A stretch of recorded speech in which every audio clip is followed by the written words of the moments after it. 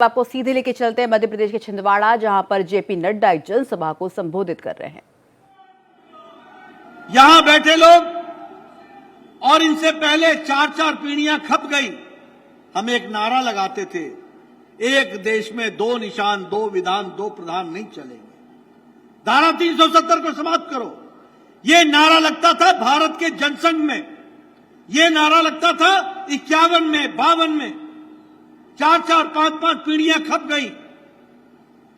आखिर वो समय आया 2019 को 6 अगस्त को मोदी जी की इच्छा शक्ति ने और अमित शाह की रणनीति ने धारा 370 को धाराशाही कर दिया और एक देश में एक निशान, एक विधान, एक प्रधान, इसको हम लोगों ने स्थापित किया। यह भी हम लोगों ने देखा है। इसी तरीके से 40 साल से हमारा फौजी भाई 1 रैंक 1 पेंशन की आवाज उठा रहा था। 1 रैंक 1 पेंशन नहीं मिल रहा था।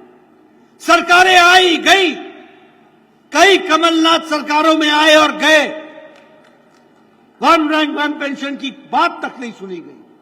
प्रधानमंत्री मोदी जी भारत के प्रधानमंत्री बने और दूसरे साल में ही 1 रैंक 1 पेंशन लागू कर दिया और भारत के फौजियों को यह ताकत दी गई। यह भी हम लोगों ने देखा है। मित्रों, आज हम जब बंटी साहू के लिए वोट मांगने आए हैं, तो ये बंटी साहू का वोट और बंटी साहू को एमपी बनाना, यह अकेला बंटी साहू को सांसद बनाना नहीं है, ये देश को मजबूती प्रदान करने का रास्ता प्रशस्त करना है। इसको भी हमको समझ लेना चाहिए। और जब मैं आपसे ये कहता हूं तो मैं आपको बताना चाहता हूं, 2014 के पहले भारत एक पिछलग्गू देश के रूप में जाना जाता था।